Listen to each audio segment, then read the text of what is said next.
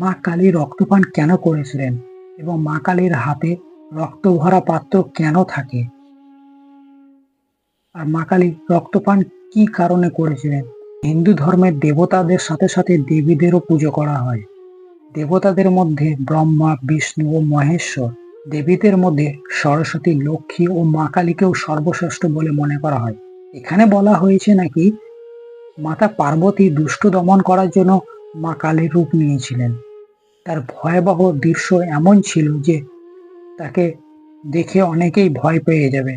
যেমন কোকড়ানো চুল, এক হাতে রক্ত ভরা পাত্র, এক হাতে খড়গ, তার গলায় ছিল নরমুণ্ডের মালা। কিন্তু মা কালী রক্তপান কেন করেছিলেন, বা মা কালীর হাতে রক্ত ভরা পাত্র কেন?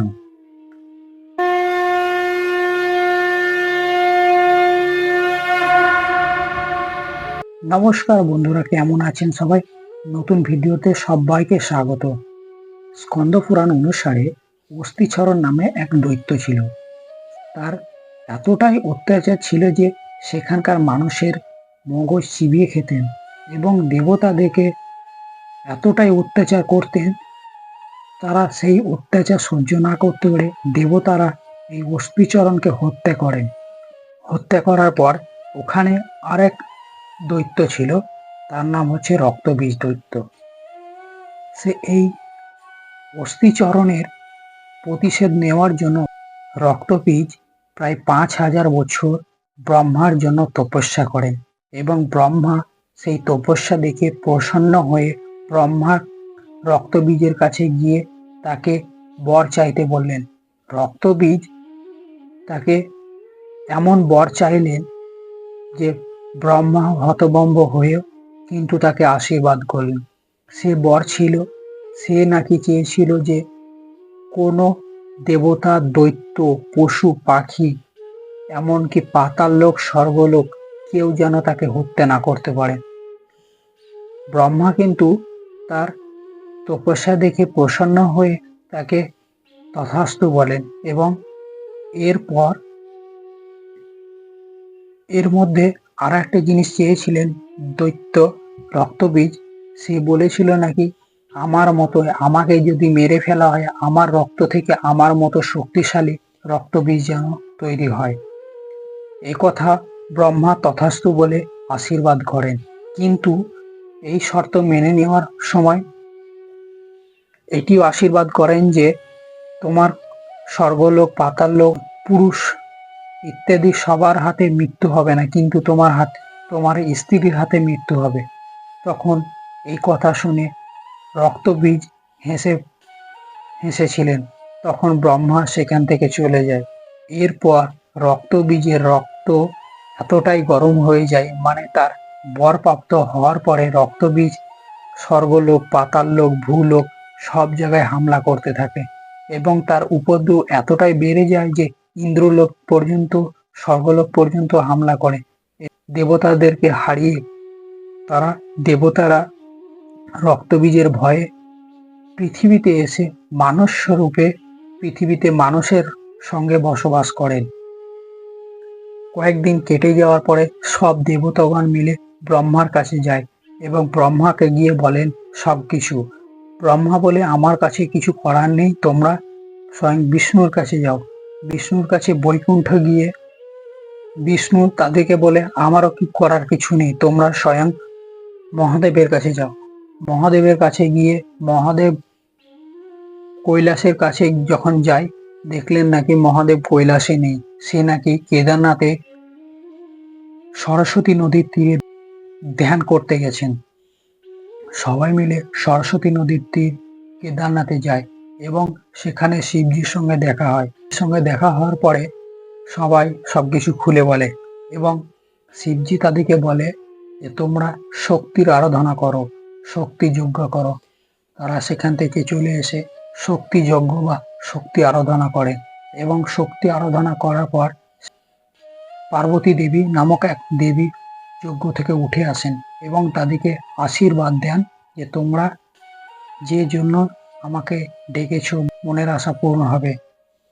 এই কথা শুনে সব দেবতা খুশি হয় এবং নারদ মুনিকে ডেকে বলে যে তুমি নাকি রক্তবীজের কাছে যাও। রক্তবীজের কাছে গিয়ে রক্তবীজকে এমন কিছু বলো সে যেন আমাদের উপরে হত্যা করতে বাধ্য হয়।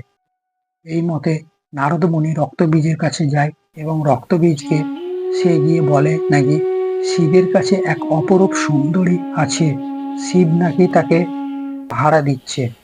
এই অপরূপ সুন্দরীর কথা শুনে রক্তবীজ নারীর লোভে সে কিন্তু পার্বতী রূপে শিবের কাছে আসেন কৈলাস পর্বতে, এবং এখানে এসে দেখে যখন শিব রক্তবীজকে চিনতে না পেরে কাছে এসে বসতে বলে, তখন সেই সময় পার্বতী চলে আসে। শিবজি রক্তবীজকে না চিনতে পেরে কাছে এসে বসতে বলে এবং সময় পার্বতী চলে আসে এবং শিব হতভম্ব হয়ে কে আসল পার্বতী চিনতে না পেরে সে ভয়ে ধ্যানে বসে পড়ে এবং সেই ধ্যানের সবকিছু চিনতে পারে বা বুঝতে পারে এবং পার্বতীকেও আসল কথা খুলে বলে ধ্যানের মধ্যে। তখন শিব রেগে যায় এবং রক্তবীজ তার আসল রূপে ফিরে আসে। তখন শিব বা মাতা পার্বতী তাকে দুজনে অভিশাপ দেয় যে তুই পার্বতী রূপে আমাদের কাছে এসছিস, তুই এই নারী রূপে তোর হত্যা হবে। তখন রক্তবীজ এই কথা শুনে সেখান থেকে চলে যায় এবং সব সেনা নিয়ে মাতা পার্বতীর উপরে হামলা করার জন্য কিছু সেনা পাঠিয়ে দেয়। সে সেনাগুলো তার কথা মতো মাতা পার্বতীর উপরে হামলা করে, কিন্তু মাতা পার্বতীর গর্জন সহ্য না করতে পেরে কিছু কিছু দৈত্য মারাও যায় এবং কিছু কিছু সেনা বেঁচে যায়। এবং রক্তবীজের কাছে গিয়ে যখন তার হুঙ্কারের কথা বলে, রক্তবীজ রেগে গিয়ে তাদের কিছুকে হত্যা করে এবং কিছুকে বন্দি করে দেয়। এরপর রক্তবীজ সহ আরো বাকি যে সেনা ছিল সবাই মিলে দেবতাদের উপরে হামলা শুরু করে। হামলা করার পর মাতা পার্বতীর কাছে যখন এসে পৌঁছায়, তখন শিবজি বাকি দেবতারাও তার সঙ্গে লড়াই করতে থাকে এবং মাতা পার্বতী তাদের কিছু তীর সেনাকে হত্যা করতে লাগে। যখন রক্তবীজের সামনাসামনি হয় তখন দেখা যায় রক্তবীজকে হত্যা করার পরে পরে রক্তর ফোঁটা যেই মাটিতে পড়ছে তখনই দেখা যাচ্ছে রক্তবীজের মতো আরো এক রক্তবীজ তৈরি হচ্ছে।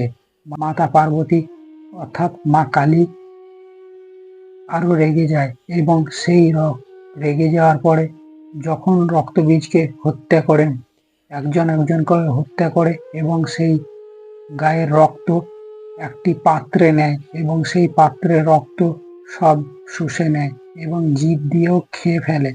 সেই পরে আস্তে আস্তে রক্তবীজের রক্ত বৃদ্ধি হয়ে রক্তবীজ মারা যায়।